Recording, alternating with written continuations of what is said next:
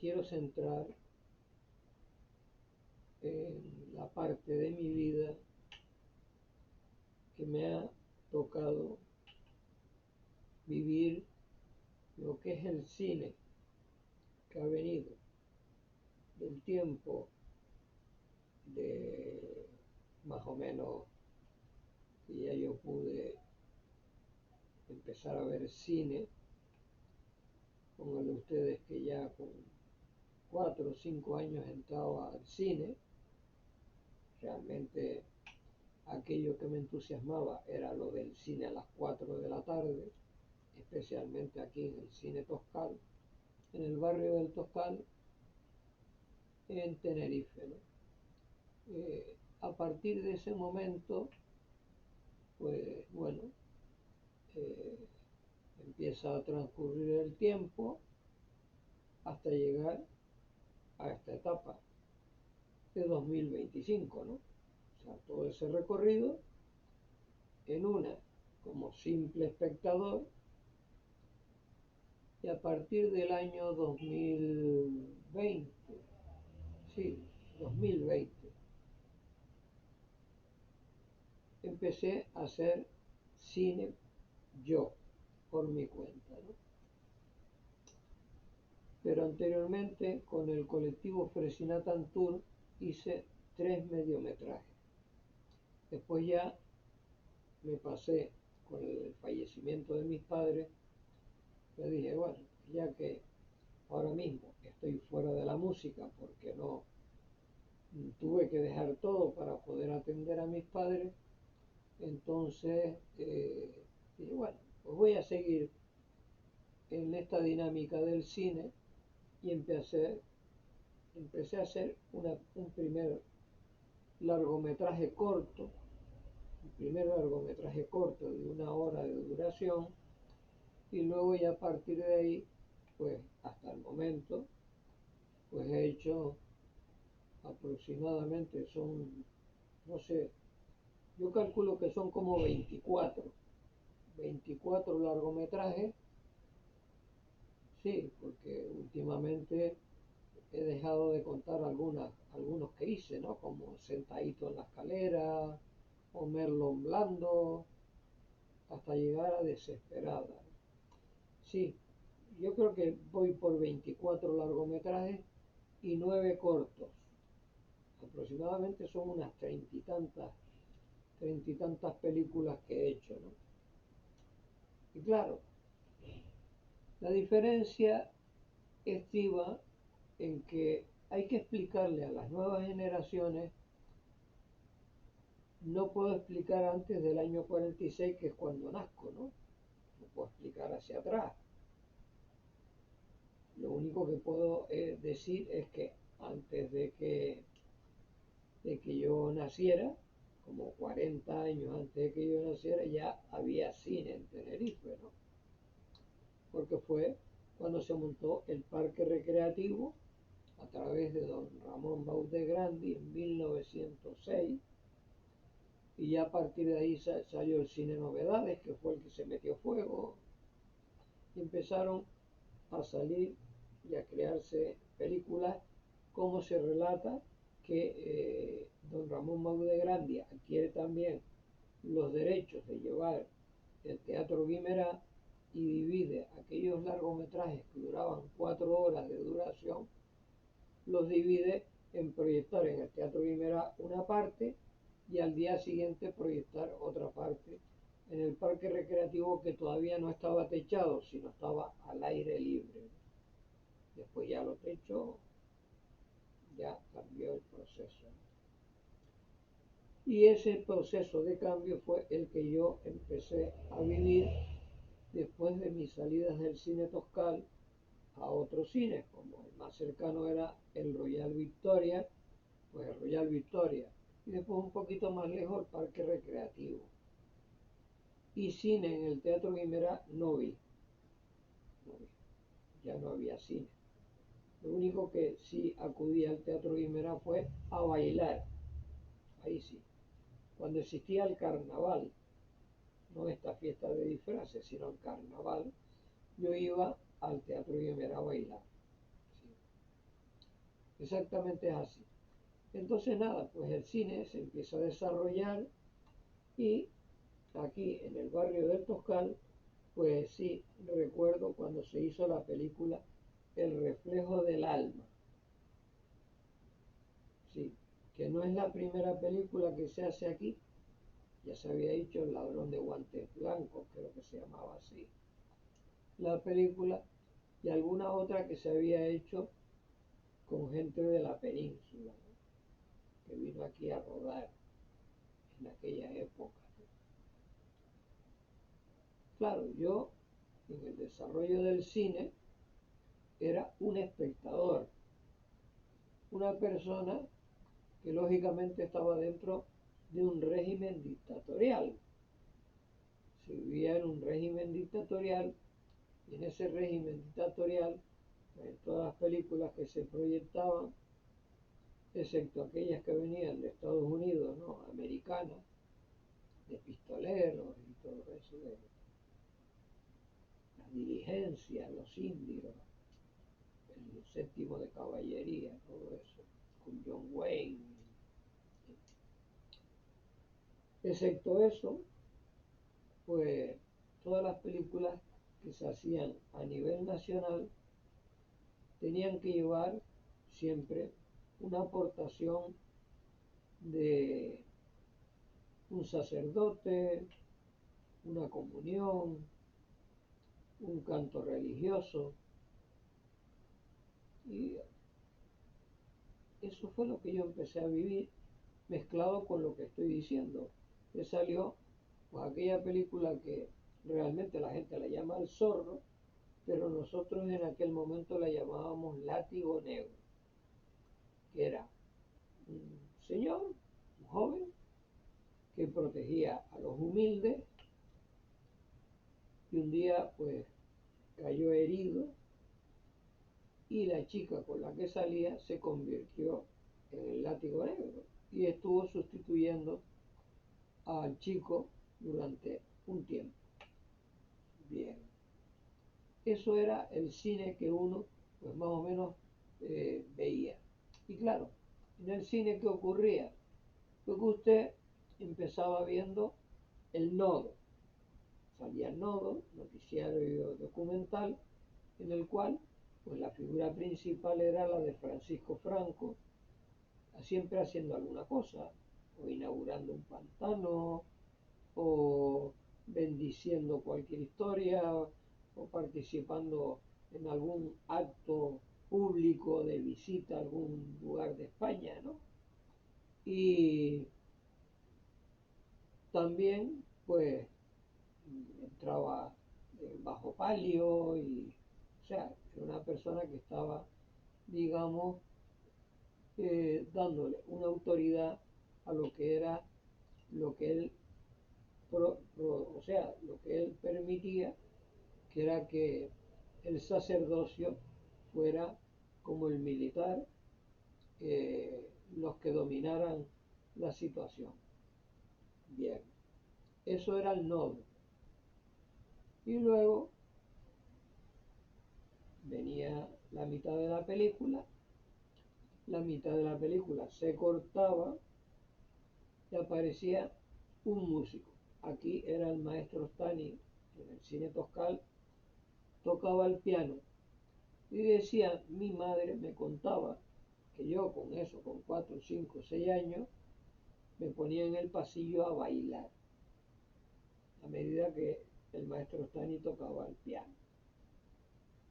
Y la gente pues se reía viéndome, claro, un niño bailando en mitad del pasillo, lo cual ya les indico a ustedes que la música nació en mí. O sea, yo nací con música. En mí ya vivía la música. Y el cine me llamaba la atención.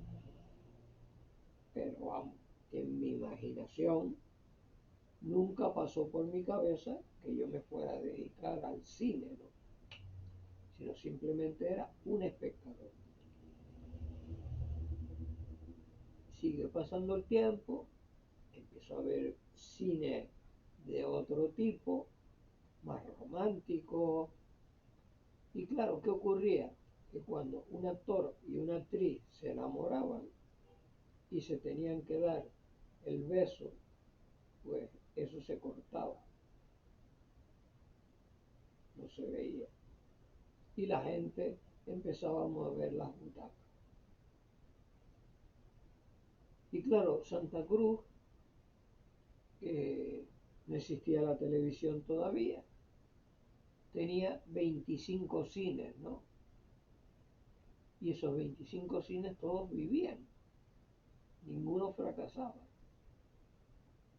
Incluso yo estuve saliendo con una chica, salí con una chica que su padre era acomodador del cine moderno. Y yo iba con ella, la acompañaba, y entraba en el cine y veía películas. Claro, películas que hoy en día, si usted entra en un programa que se llama Emule, puede descargar esas películas.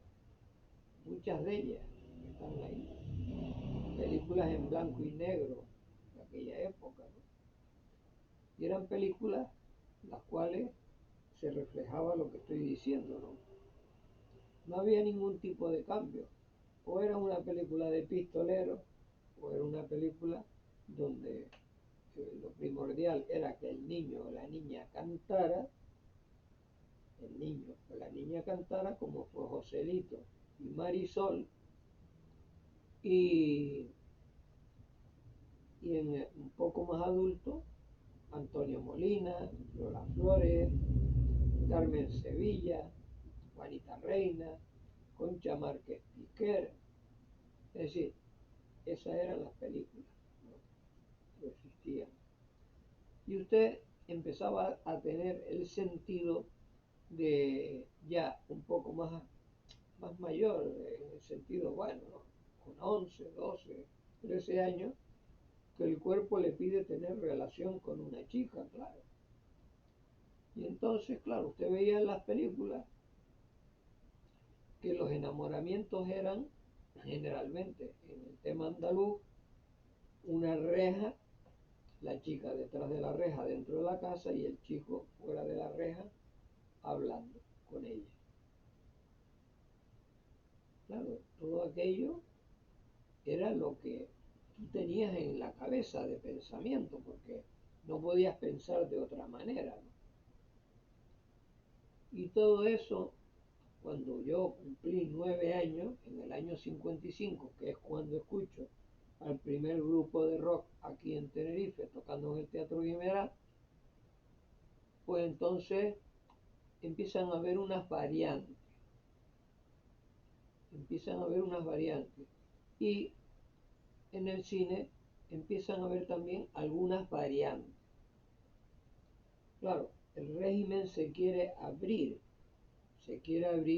porque se pasan necesidades, ¿no? Y el régimen dictatorial se quiere abrir. Y al quererse abrir, se permiten una serie de cosas que no se habían permitido.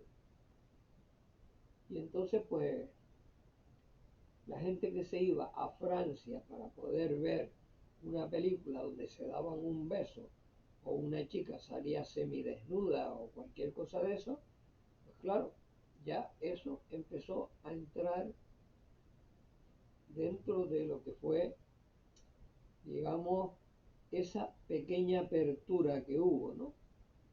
Y se hizo el cine de arte y ensayo. Y generalmente el cine de arte y ensayo usted lo empezó a ver en el cine Numancia, que después se convirtió en el local de Canal 7 del Atlántico, de televisión.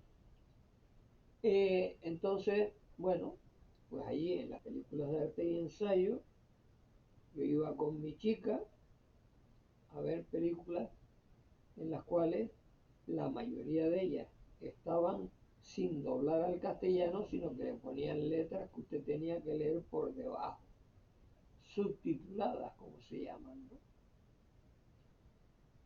Y claro, aquello era un rollo, ver la película y leer, porque perdía usted un montón de secuencias, ¿no? Cuando no hablaban, Pues sí, lo veía, pero cuando hablaban y salía el rótulo, tenía usted que leer y ver, ¿no? O sea, era una cosa complicada. Pero bueno, ponían películas en las cuales usted empezó a ver, como por ejemplo películas de Ingmar Bergman, ¿no? El manantial de la doncella, por ejemplo, ¿no? Películas que tenían otra característica de lo que usted estaba acostumbrado a ver. Y claro, no solo aquí, sino claro, como me tuve que ir a Sevilla a estudiar, pues lógicamente en Sevilla, en la calle Sierpe, en el cine creo que era municipal o algo así se llamaba, pues empecé a ver también películas que realmente eran americanas, eran películas americanas dobladas al castellano, ¿sí? Con un señor que era de aquí, de Tenerife, que fue el que inició el doblaje en castellano, dándole el cariz que no venía de Latinoamérica, porque cuando venía de Latinoamérica el deje era totalmente diferente y a usted a veces hasta le hacía gracia, ¿no? Aquel deje. Pero en cuanto se empezó a doblar en castellano ya usted pues ya lo tenía mucho más claro. Claro, empezó a seguir evolucionando la cosa hasta que la dictadura termina y empieza lo que llamaban que iba a ser democracia. Bien, entonces empiezan a haber una serie de libertades en las cuales el proceso da un giro en el cine. Y lo da tanto que pasamos de nada a mucho, ¿no? Y se convierte el cine en X. Y claro, el cine en X era ver todo aquello que usted no había podido ver en su vida y los que lo veían eran los que tenían posibilidad económica de irse al extranjero. Y entonces, pues bueno, el cine toscal es uno de los que dan un paso y cambia de cine toscal a real cinema. Pero no solo es el cine toscal, está el cine res también, el Cinema Victoria, el Cine La Paz, el Teatro Baudé, es decir, Cine Víctor, el que empieza a proyectar películas de ese tipo, ¿no? Y entonces usted empieza a ver realidades de la vida real, realidades de la vida real, ¿no? Y claro, lógicamente había un estado en el que incluso todavía la mujer, salvo la muy lanzada, no se atrevía a entrar en una película de ese tipo. Generalmente eran todos hombres los que habían dentro del cine. Y especialmente como en Las Palmas de Gran Canaria se afincaron los coreanos con las flotas pesqueras y todo eso, en Las Palmas cuando usted iba a ver una película, o aquí, los que venían aquí, pues el 60% de los que estaban sentados en el cine eran coreanos. Y había un 40% de gente de aquí que lógicamente estaban como mosqueados, ¿no? Porque claro, era ver algo que no se había visto y que podían decir, ay, pues mira, este es un salido o este es un... Bueno, podía haber algo.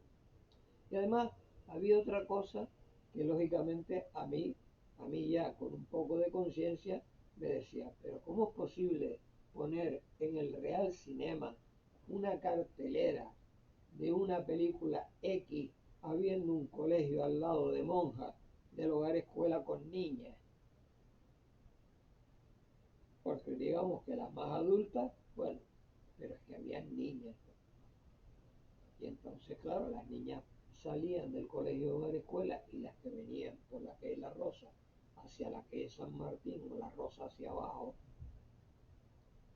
pues veían la cartelera, lo normal, ¿no? Era muy normal. Y entonces, pues claro, existía algo que realmente llamaban muchísimo la atención. Y yo fui a muchas películas de ese tipo. Fui a muchas películas, recuerdo muchas películas de ese tipo, pero siempre iba solo, nunca iba con mi ex. Nunca fui a una película de ese tipo con mi ex, ni con ninguna chica, siempre iba solo. Bueno, pues había una época en el que aquellos cines de madera, como el parque recreativo, cuando usted iba, recuerdo, ¿no?, mi madre, yo llegar del cine y coger un barreño de agua entre media tibia y empezar a quitarme pulgas y garrapatas. ¿Sí? En aquellas maderas se criaban las pulgas y las garrapatas. Y era enorme en la cabeza y en el cuerpo. Y veía a mi madre clac, clac, clac, clac, clac, clac, clac, clac, y echándome el agua en la cabeza, hirviendo para que se cayeran todos aquellos bichos, ¿no? Y poder volver a la normalidad. ¿Sí?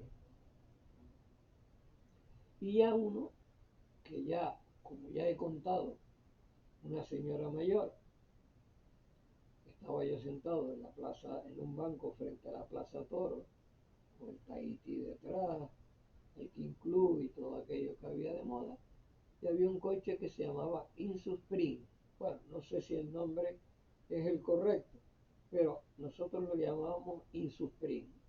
Entonces la señora me dijo que si la ayudaba a subir una compra, yo tenía 12 años, ¿no? La ayuda a subir la compra y cuando ya no había ascensor sino escalera, subo, dejo la compra ahí, me voy a ir. Y la señora dice, no, espérese un momento ahí, le voy a dar un agradecimiento. Y el agradecimiento fue sexual. ¿Sí? A partir de los 12 años a mí se me despertó lo que no sabía. Lo que era, lo que ignoraba, empezó a nacer en mí. Y por eso digo que yo me hice no un aficionado, sino una persona que iba allí y que además,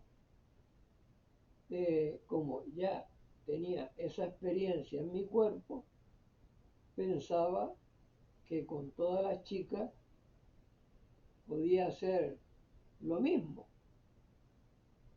hasta que reflexioné y me dije, no, no puede ser, no puede ser. Estas chicas tienen una moralidad y una forma de ser, no como estas personas, ¿no? Y cambió el procedimiento en mi cabeza, ¿no? Y entonces ya todas las cosas las hice de otra manera. Sí. Pues bueno, transcurre el tiempo, yo sigo con el tema de la música, primero en la Universidad Laboral de Sevilla, pues allí salí a cantar zarzuela, sí, allí estaba La Tuna, con la cual colaboré, pero claro, colaboré tocando la pandereta. En La Tuna estaba José Luis Perales, el cantante famoso, estaba en la Universidad Laboral de Sevilla, que yo me enteré que se hizo famoso a través de Nieves en el periódico El Día, una periodista que me enseñó un disco y me dijo, mira, este es el cantante que está ahora de moda. Y claro, yo cuando vi la foto y vi quién era, dije, pues si este es un compañero de la Universidad Laboral de Sevilla. Fue increíble, ¿no?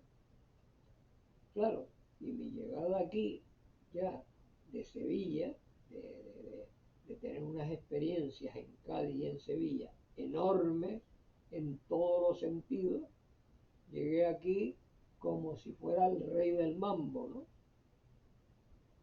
Y claro, mi padre me quiso poner en mi sitio. pero yo ya era adulto, yo ya era adulto. Y entonces me tropecé con una serie de cosas que hoy sé lo que son, y en ese momento no sabía lo que era.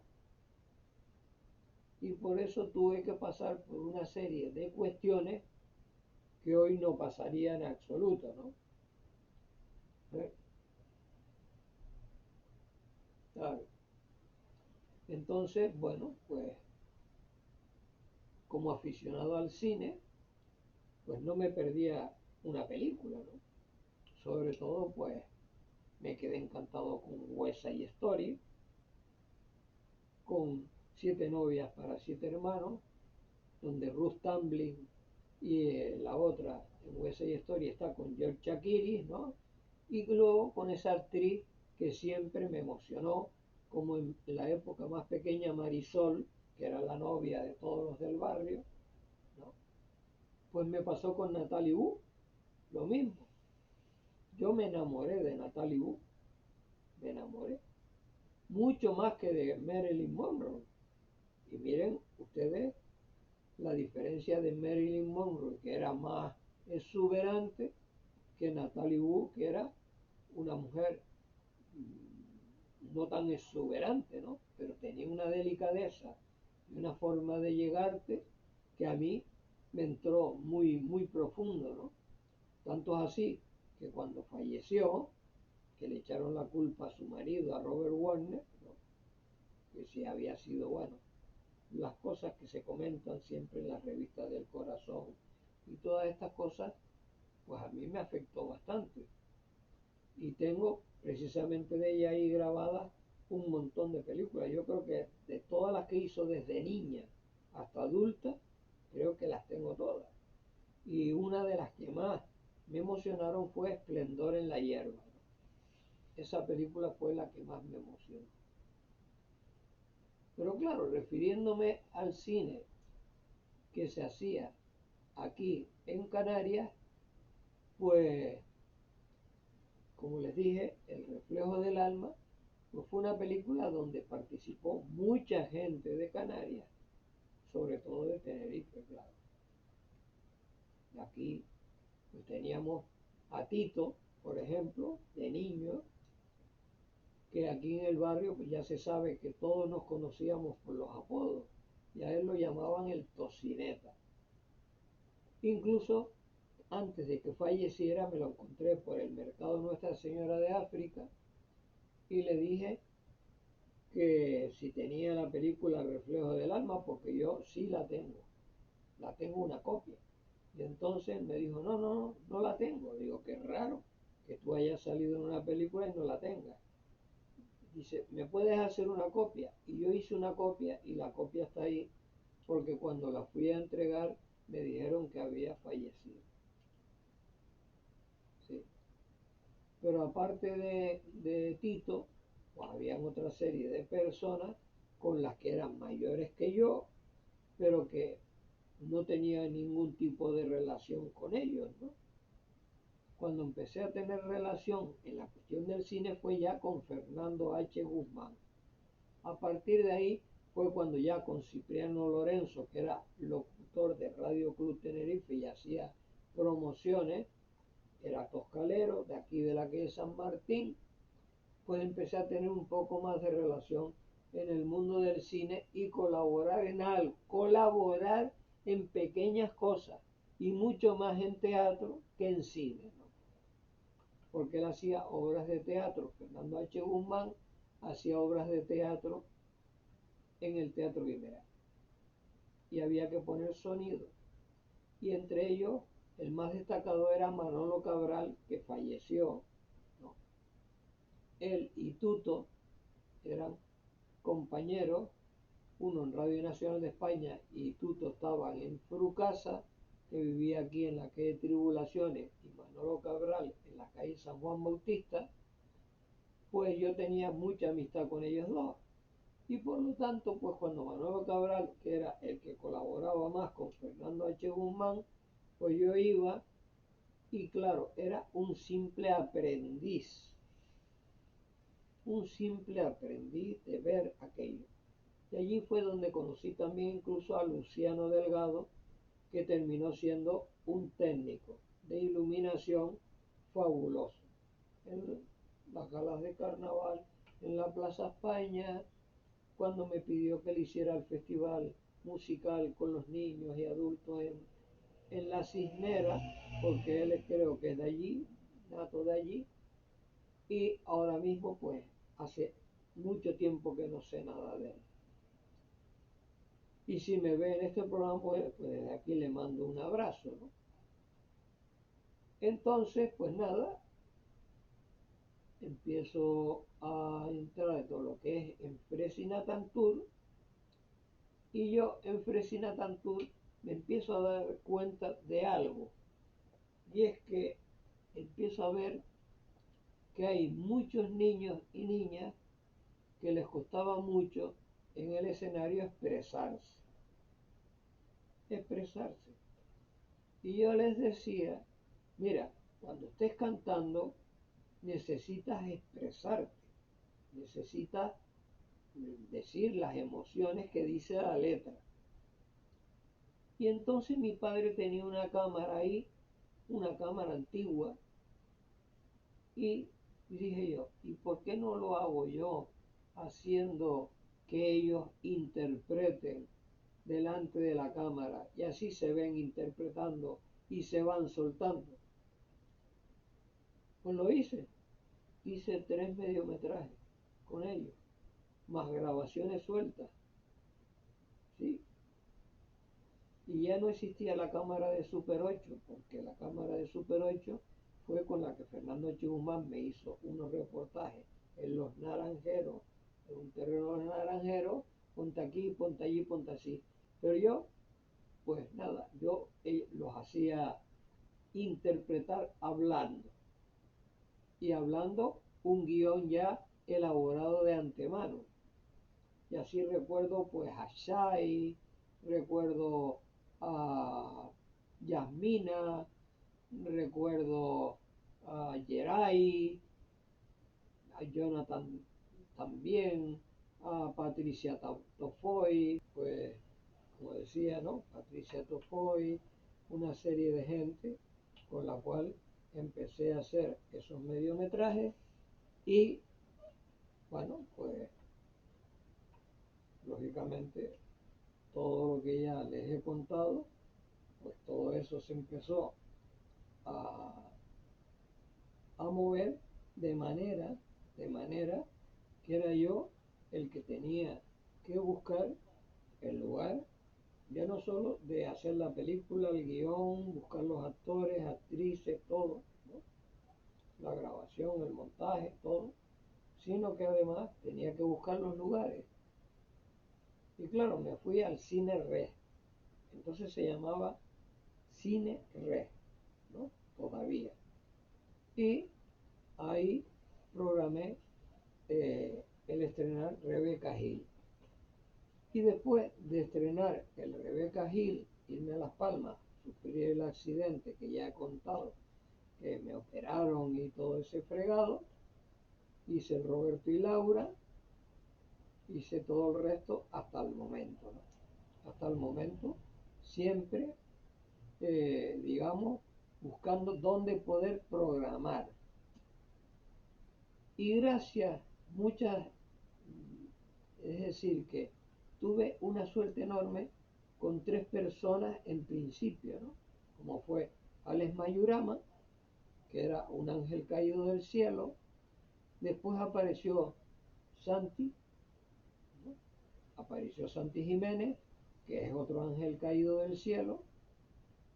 Y luego Fran Dorta, que me presenta a Pilar Dorta, y Pilar Dorta se ofrece poniendo a mi disposición su casa para poder yo llevar a cabo pues otra serie de películas.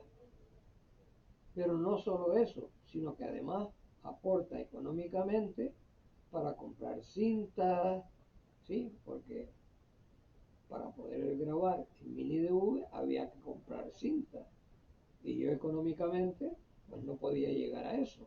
Y ella, sin embargo, me ayudó muchísimo, ¿no? Y participó como buenísima actriz dentro de las películas. Y ponía su coche para llevarme aquí, llevarme allá, para los rodajes, para esto y para lo otro, ¿no? Fue maravilloso, ¿no? Y encontré gente de una gran valía, ¿no? Una pena que no pude trabajar con Norberto Trujillo, que es un actor super clase, ¿no? Pero pude trabajar con Isia Brito, buenísima, con Irene Jiménez, buenísima. Empecé a encontrar gente buenísima. Y en aquella época Irene Lugo, y me encontré también con Nuria Hernández, que ya había trabajado en otras películas, o Mabe TFN, que había trabajado también en otras películas de a nivel nacional, y claro, esa gente pues me mostró un apoyo, me cedieron una vivienda en el barrio La Salud para grabar la película Nada y Cumbre, es decir, empecé a encontrar gente, ¿no? que, que realmente tenía unas dotes tremendas para interpretar. Y claro, yo que siempre he tendido, siempre he ido tendiendo hacia el humor, a pesar de hacer una película en donde tú, digamos, basas el 99% en el sentido de seriedad, siempre aporto algo de humor. Siempre aporto algo de humor. Bueno, pues muy bien. Me hice las películas de Magnolo. Llegué hasta la quinta. Hasta la quinta llegué. Y he querido seguir haciendo. Pero al ver que cada vez que haces una proposición de algo, siempre hay un problema de trabajo, hay un problema de estudio, hay un problema de que no puede ser por esto, por lo otro, pues claro, te vas quedando pues parado. Y eso pues me motivó a lo que estaba diciendo anteriormente de las chicas de Paraguay, de hacer algo con personas que realmente sí quieren estar en esto y lucirse y llegar a alguna parte. Porque la ventaja que tiene el cine ¿eh? es que usted lo puede ver en Indonesia, lo puede ver en el Congo, lo puede ver en Honduras, lo puede ver en montones de sitios, ¿no? De hecho, pues a través de todas estas conexiones, mi página se ha convertido prácticamente en una multinacional, pues hay personas que, claro, que te escriben y a veces me río, ¿no? A veces me río porque, claro, mi película siempre tiene un sentido normal, pero el cine hoy que se produce siempre tiene que tener una escena un poco subida de tono, ¿no? Para llamar la atención y que los productores puedan, digamos, coger esa película y proyectarla. Porque las películas que no tienen un sentido de ese tipo, muchas veces te son como frenadas, ¿no? Te la frenan. No, es que esto no tiene ningún tipo de motivación romántico, tal. Bueno, pues entonces, pues lógicamente, eh, muchas personas no entienden el asunto, no lo entienden, y yo lo respeto, como es normal y lógico, ¿no? Cada persona es un mundo y yo eso lo respeto, pero las personas que realmente sí saben lo que es el mundo del cine, pues lógicamente no te ponen ningún tipo de problema. Bueno, pues por ello, eh, el sentido que voy a darle a este cambio que voy a hacer de estas 24 películas que ya he hecho con esta de Sueño Latino, con las chicas paraguayas, uniendo siempre a la gente de Canarias con las paraguayas, nunca perder el mismo ritmo que he iniciado, siempre dándole chance a la gente de Canarias voy a mantener, digamos, el sistema de trabajo porque económicamente no puedo cambiarlo. Pero digamos que el ritmo de lo que es la película pues va a cambiar porque será, digamos, mucho más llamativa al haber una cantidad de chicas bellísimas dentro de la película que le darán incluso mayor, digamos, a la hora de la difusión a nivel no solo local, regional, nacional, internacional, siempre llamará mucho más la atención una película llena de personas, de chicas que tienen, digamos, una presencia física eh, muy llamativa, pues lógicamente eso es importante. Y luego una segunda cuestión que es la forma de hablar. Sí, porque la forma de hablar nuestra, la castellana, en América Latina tiene conceptos con la misma palabra muy diferentes. Sí, muy diferentes. Y por lo tanto, pues bueno, vamos a tratar de que el diálogo, todos los diálogos de la película, tiendan hacia lo que es la América Latina. Hasta ahí quiero llegar. Pero en fin, digamos que el enunciado que le he puesto a esto ha sido el pasar todo lo que ya he comentado de la dictadura, de la época de la dictadura, a llegar a un cambio que llamaban democracia, pero que aquí, por lo menos aquí en Canarias, y lo que se está escuchando del exterior, se ha pasado a dinerocracia, es decir, de dictadura a dinerocracia. Por lo que yo, pues lógicamente, a la hora de programar, de proyectar aquello que llevo a cabo, tiene que ser a través de estas redes de internet, porque cuando he ido incluso con Pilar Dorta de compañera a solicitar lugares, hemos visto que, vamos, por un lado te cobran, vamos, y luego te ponen el horario ellos, o sea, que tú no puedes poner, o sea, pagas, pero tú no puedes poner el horario. Y en segundo lugar, ¿no?, como eres de aquí, pues lógicamente eres un matado. ¿Sí? Como eres de aquí, eres un alumno, eres un matado. Lo que vale es todo lo que viene de fuera, que viene súper promocionado a través de los medios de comunicación, que les dan los premios Oscar entre ellos mismos, se dan los premios y tal, de un amigo al otro, de un productor a otro. Claro, ¿qué sucede? Pues que aquí, pues todos esos proyectos que podían haberse llevado a cabo, como es producir las películas aquí, con una industria cinematográfica, con actores y actrices de todas las islas, resulta que no. Lo que se ha sacado es el cartel de se alquila.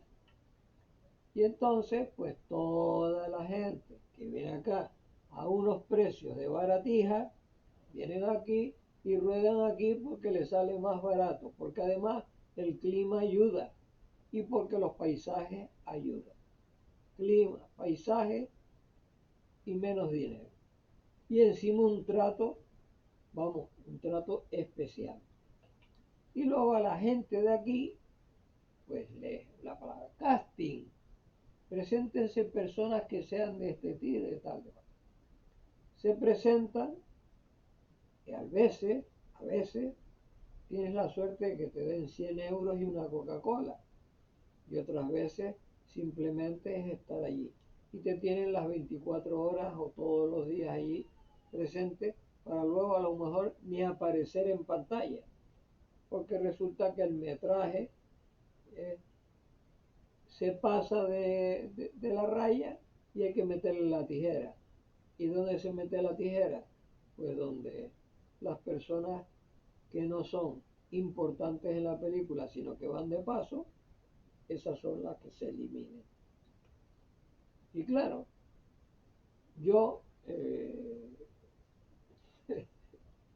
es decir, que yo con mi trabajo, con el esfuerzo que he hecho de todo esto y el que sigo haciendo, pues termina siendo una persona totalmente dentro del mundo del cine, totalmente desconocida, ¿sí?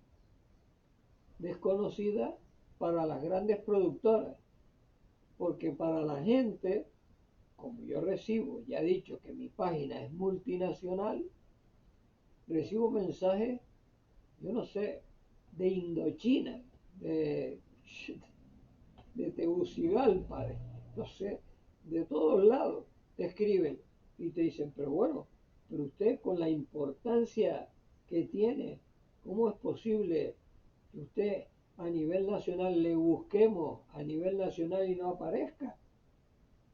Aparecen otras personas, pero usted no aparece. Y entonces, claro, les tengo que dar la explicación de lo que hay. Claro.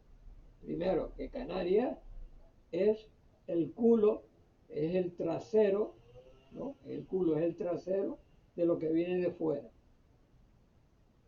Claro. Es el regalo, es el regalo. Y el que vive aquí, por ser de aquí, pues tiene dos opciones. Una, retirarse y no hacer nada. O dos, coger las maletas y emigrar. Pero claro, cuando usted llega a la edad que tengo yo, lógicamente ya, ni una cosa ni la otra. Es decir, haz lo que quieras hacer, diviértete con lo que estás haciendo, sabe que eso no va a tener el resultado económico que les reporta a otras entidades que sí están apoyadas por la Caja General de no sé qué, la industria de no sé cuánto. Es decir, si usted va a una película,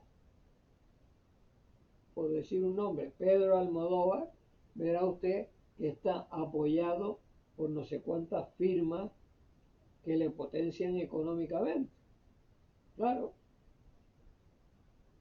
no es que solamente el hombre este valga como director de cine, no, es que está apoyado económicamente porque si no, no hubiera podido hacer lo que ha hecho. Imposible. Le hubiera pasado lo que a mí.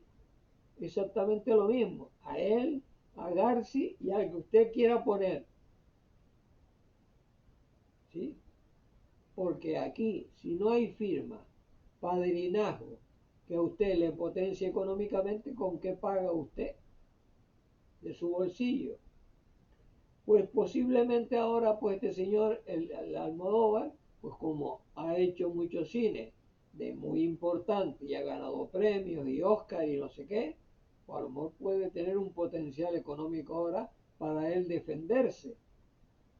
Si es que él puede defenderse, porque hay una productora que se llama El Deseo, y ahí es donde estriba todo el asunto. Pero aquí usted es un ciguana, ciguana, sí. Entonces, pues yo hablo con personas que están introducidas en ese mundo del ciguana, y empiezan a valorar el asunto, empiezan a valorarlo, pero nunca a favor de los canarios, siempre a favor de lo que viene de fuera. No, es que, claro, es que esto que viene de fuera le da trabajo al cámara, le da trabajo al de las grúas, le da trabajo. Oiga, ese no es el cine. El cine no es el cámara, ni el que lleva la grúa. El cine son los actores y las actrices, que son los que salen en pantalla. Y luego hay que valorar al guionista, el que hace el guión, que es el que lleva. Es que eso ha pasado en Estados Unidos. En Estados Unidos se buscaban a los guionistas que hicieran algo para que esos artistas importantes que estaban en Hollywood y no estaban en Hollywood, sino en otras producciones, triunfaran porque los guionistas y los músicos, pues a Jerry Kelly, por ejemplo, a Fred Astaire, ¿no? Les hacían unas canciones para a la medida de ellos. Y el guión de las películas tenía que ver con el desarrollo del film. Claro. ¿Usted cree, por ejemplo, que West Side Story, que es para mí como Siete novias para siete hermanos, los mejores musicales que se han hecho, que rompieron con toda la barrera de lo que había de la época anterior? O una película como Cabaret de Liza Minnelli, que rompe también esquemas del tiempo nazi, ¿no? Es decir, eso lleva un guión. Y luego el actor ¿eh? que puede poner también su impronta. Le puede decir al director, mira, a mí me gustaría que en esta cosa yo pudiera hacer esto que creo que va a salir, que va a mejorar el tema. Y si el director no es un mala leche y es un tío que entiende, pues le dirá, hazlo, probamos y vemos, ¿no? Sí. Pero eso se llama industria cinematográfica. Y aquí no la hay.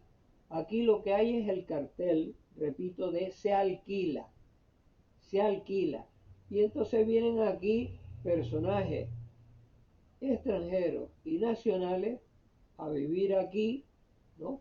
A vivir como dioses aquí, a ganarse un dinero como dioses por hacer las películas.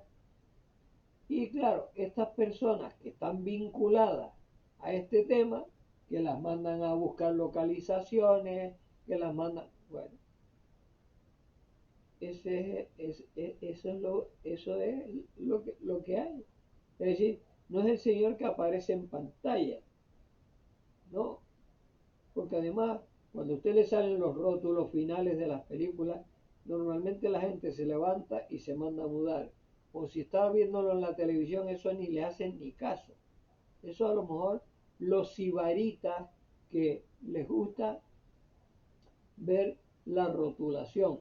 Pero de hecho, como se sabe que en los principios de las películas la gente todavía no ha visto la película, se aprovecha para meter la rotulación al principio de la película y esa sí te la tienes que tragar.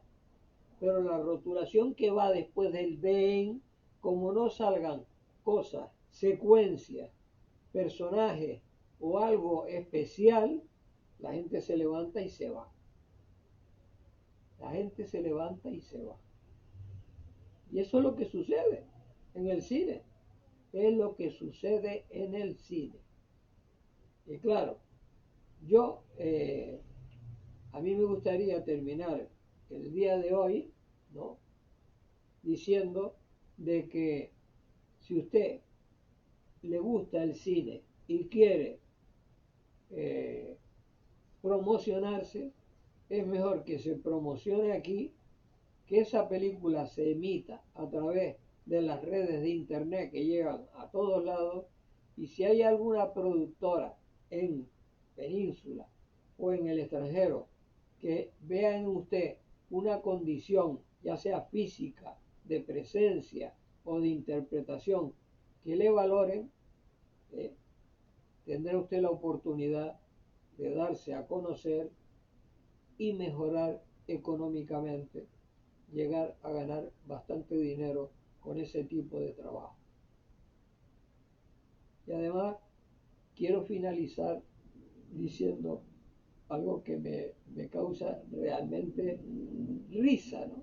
Una risa enorme, porque mucha gente del extranjero eh, deben ser muy aficionados al cine porno, ¿no?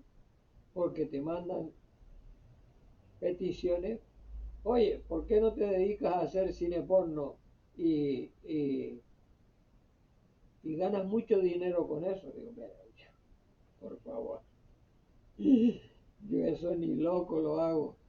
ni loco lo hago. No voy por ese camino. Sí, te hago alguna secuencia erótica, algún desnudo. Yo mismo he salido desnudo en una película, pero son secuencias muy cortas, pero que no llevan a una cosa presencial como sucedió en Lucía y el sexo, por ejemplo, que es una película española, ¿no? En Lucía y el sexo, pues se ve, se ven cosas que realmente no se habían visto en el cine convencional, ¿no? Pero no sé. Bueno, el tiempo dirá. Yo de momento sigo insistiendo en lo mismo. Cuando lleguen estas chicas de Paraguay, haré la película Sueño Latino, uniré a gente de aquí que quiera estar en las condiciones en que yo hago el cine, donde nadie cobra, nadie. Ni yo, que soy el que más trabajo, ni ellos tampoco. Si quieren estar, están. Y los que no quieran estar, pues que no estén. Y si solamente salen las paraguayas y no sale la gente de Canarias porque no quiere salir, porque hasta ahora han salido en todas las películas. Pero si no les da la gana salir, yo tampoco voy a ponerme de rodillas con los brazos en cruz, ¿no? Como en el tiempo del colegio, ¿no? Cuando te castigaban para que actúen en la película. Si quieren estar, están. Y si no quieren estar, pues que no estén. Así que amigos, hasta mañana si Dios lo quiere.